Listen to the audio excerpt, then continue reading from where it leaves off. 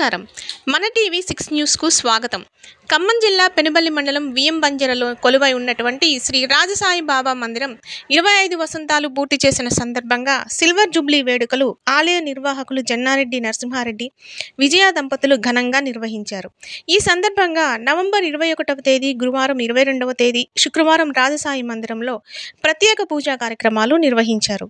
21వ తేదీ ఉదయం 5 గంటలకు కాగడహారతి, మకరతోరణం, పంచామృతాభిషేకాలతోని నీరాజన మంత్రపుష్పం, 9 గంటలకు ప్రజల ఆరోగ్యం మరియు సర్వసిద్ధి కార్య కొరకు శ్రీ సుదర్శన నరసింహ వాసుదేవ ధన్వంతరి హోమం, 12 గంటలకు హారతి, అనంతరం తీర్థప్రసాదాల వితరణ, 6 గంటల 15 నిమిషాలకు సంధ్యాహారతి, రాత్రి 7 గంటల 30 నిమిషాలకు పుష్పాభిషేకం, 8 గంటల 30 నిమిషాలకు సేజాహారతి నిర్వహించారు.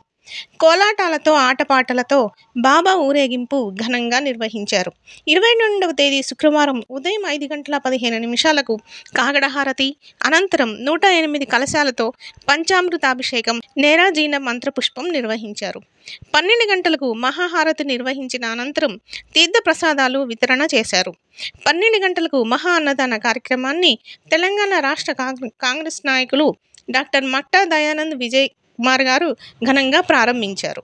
సాయంత్రం 6 గంటల 15 నిమిషాలకు సంధ్యాహారతి, 8 గంటల 30 నిమిషాలకు సేజాహారతితో ప్రత్యేక పూజా కార్యక్రమాలు ముగిశాయి. సాయిరామ్, జయ జయ సాయిరామ్.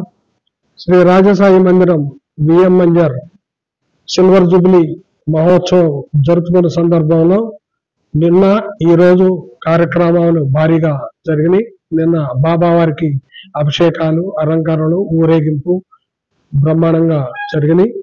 ఈరోజు మహా అన్నదాన కార్యక్రమాన్ని సీనియర్ కాంగ్రెస్ నాయకుడు మట్టా దయానంద్ గారు ప్రారంభించారు.